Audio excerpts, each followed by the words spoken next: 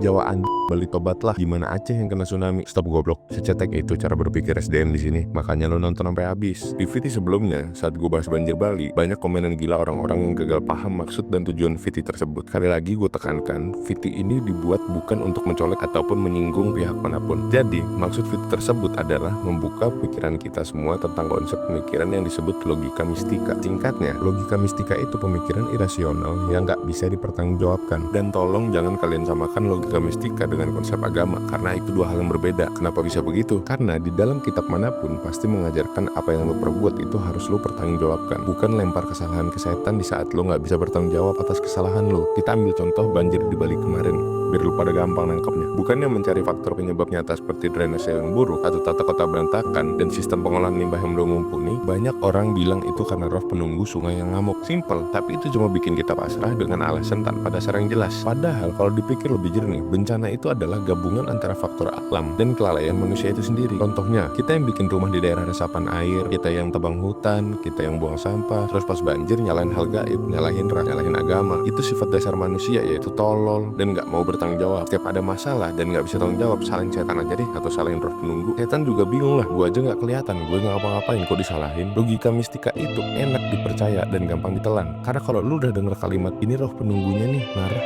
makanya bisa begini. Lu juga bingung kan mau ngapain? Mau lu cari nggak ketemu? Mau lu minta bikinin drainase juga emang setan bisa ngaduk semen? Kalau lu terus pakai logika mistika sebagai dasar pemikiran, lu nggak akan bisa berkembang dan masalah yang sama bakal terulang karena nggak ada solusi. Di dunia nyata itu butuh solusi yang nyata, bukan alasan mistis. Dan bukan berarti lu harus benci sama mistik, karena ada sisi budaya dan juga ada nilai spiritual yang tinggi. Tapi jangan sampai lu pakai itu buat alasan atas kesalahan yang lu buat. Karena kalau terus nyalahin mitos tanpa solusi nyata, kapan kita mau maju? Ayo kita maju dalam berpikir. Jangan dikit-dikit lempar kesalahan ke hal fana. Atau lo masih percaya campak kuntilanak bisa bikin bakso lebih enak? Bagiin pandangan lo di kolom komentar ya.